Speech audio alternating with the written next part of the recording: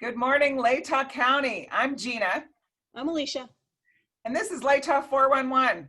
This is our podcast where we tell you about the awesome and fun and interesting businesses in Latah County, Idaho.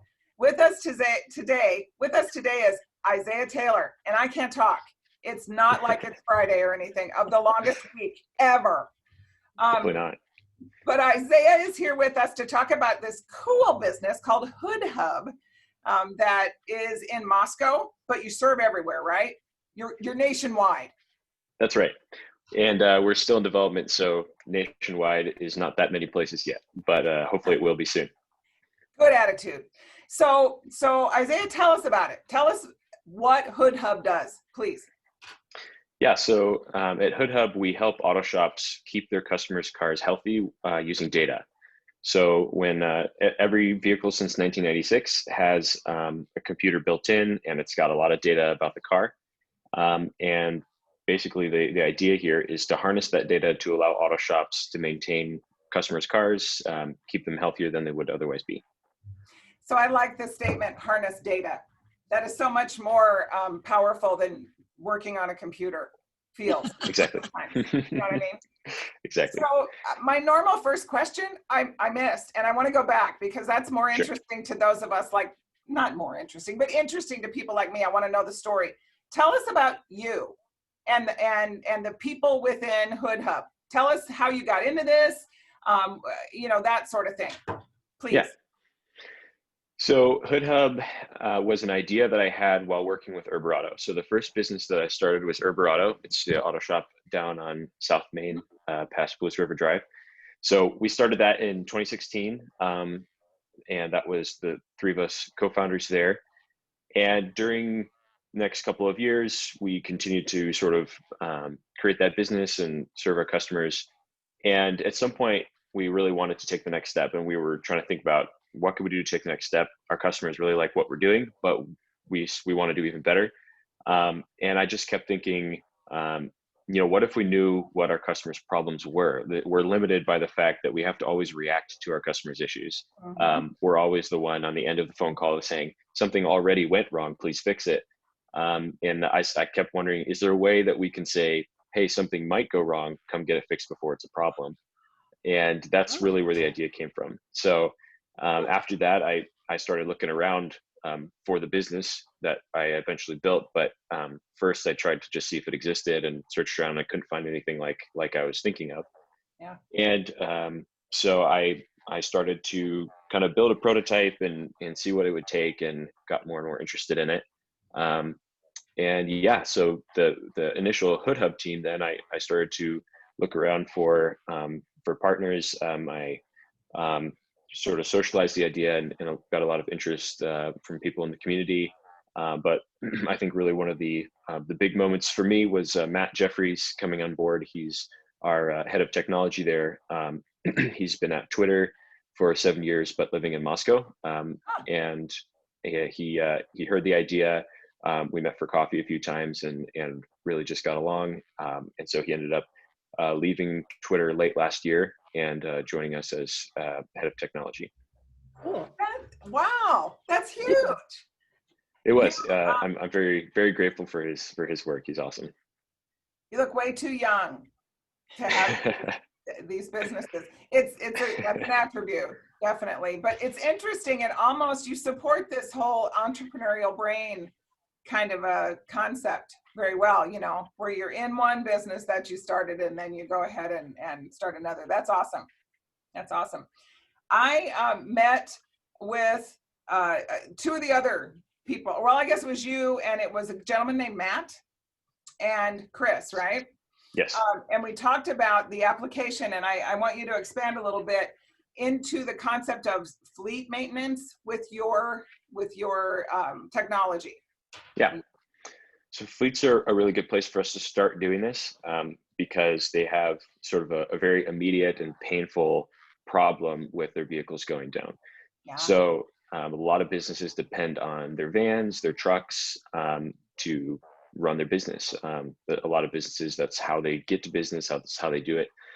And so we kind of had the guess that there are a lot of fleet customers out there. Well, there's a lot of businesses out there with 10 to 15 vehicles, where they don't have enough vehicles that they're hiring a full-time person to just worry about the vehicles, which means the owner has to worry about the vehicles. Generally, that's how that goes.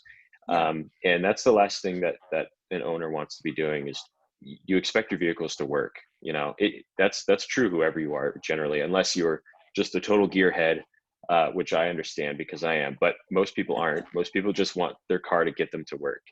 And so that's sort of the problem we're trying to solve here is, you know, if you're an HVAC company, you want to get to your customers and you want to fix their, you know, their systems. If you're a plumber, you want to get to the pipes. And so we're taking that approach initially with auto shops who would like to serve fleet customers.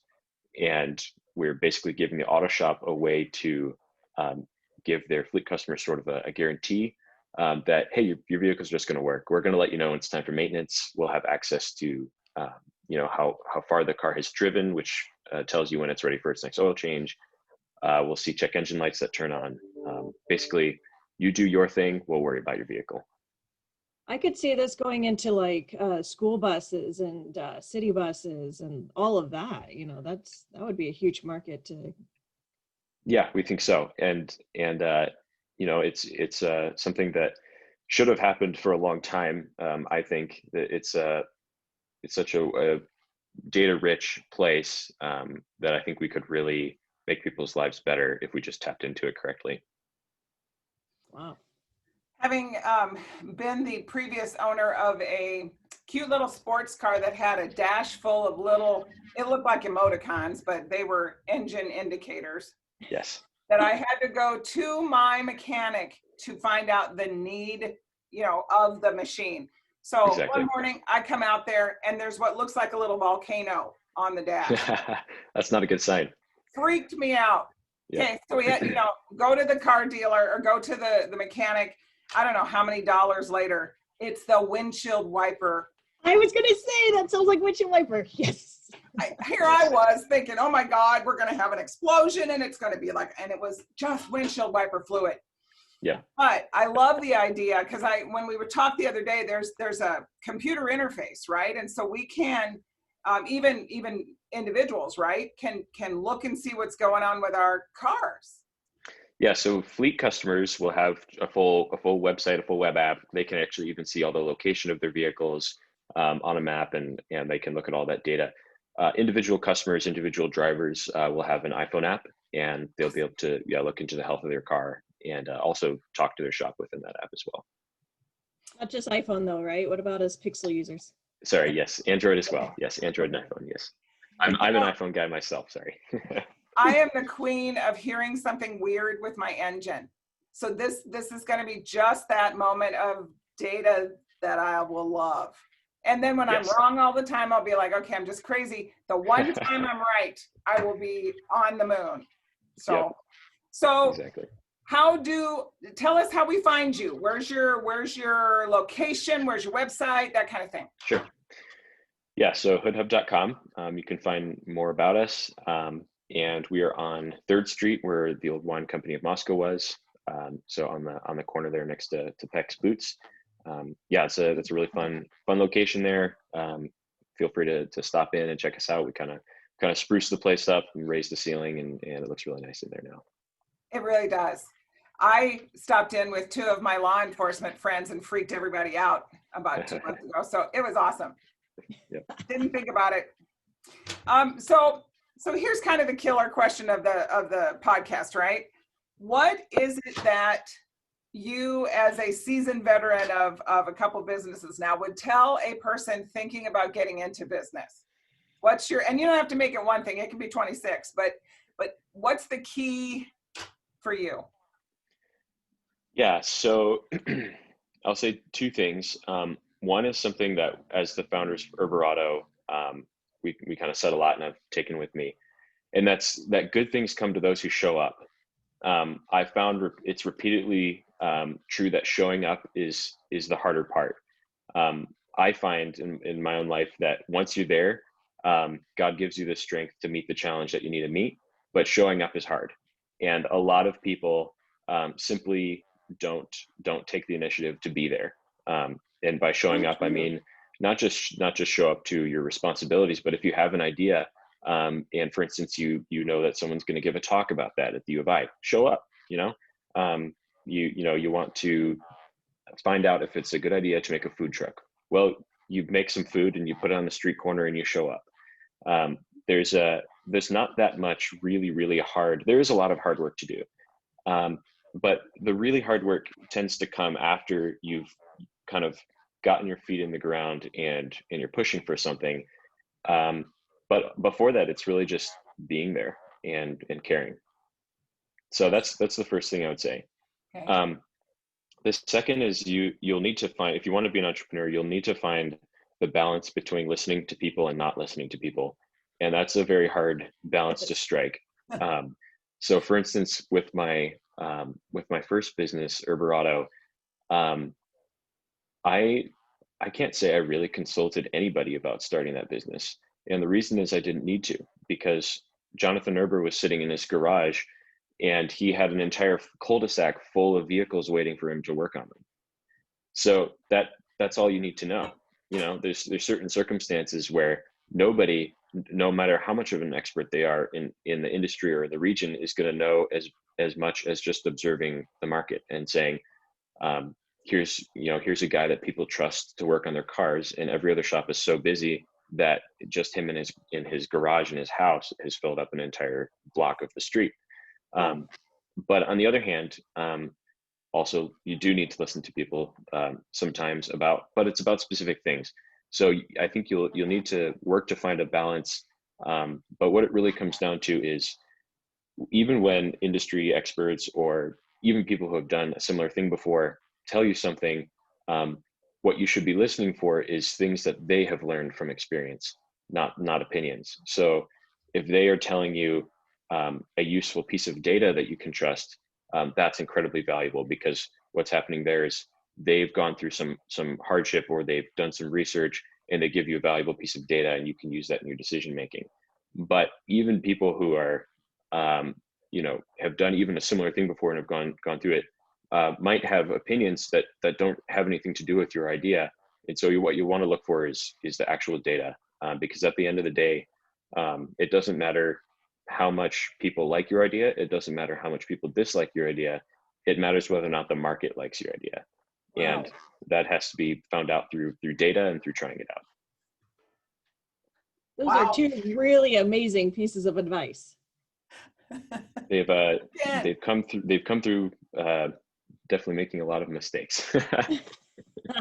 I think that's part of it, though. I think that's part of what has gotten you, and maybe I'm assuming this, but what I hear from my work with entrepreneurs is that, well, I made 12 mistakes and this one hit, so maybe that's just part of it, being willing to show up, make a few mistakes, get hit in the head a couple times, and still follow through with your ideas, or you hit one that's good. I that's my guess. My husband and I own a business here in Moscow, and I guess we had a few hits in the head. I guess that's probably right. But yeah. So, okay. So show us your shirt, HoodHub. Yes. At HoodHub.com. Yep. So say I want to do this. My first step is to get in touch with you. And then what happens? Tell me about the little box.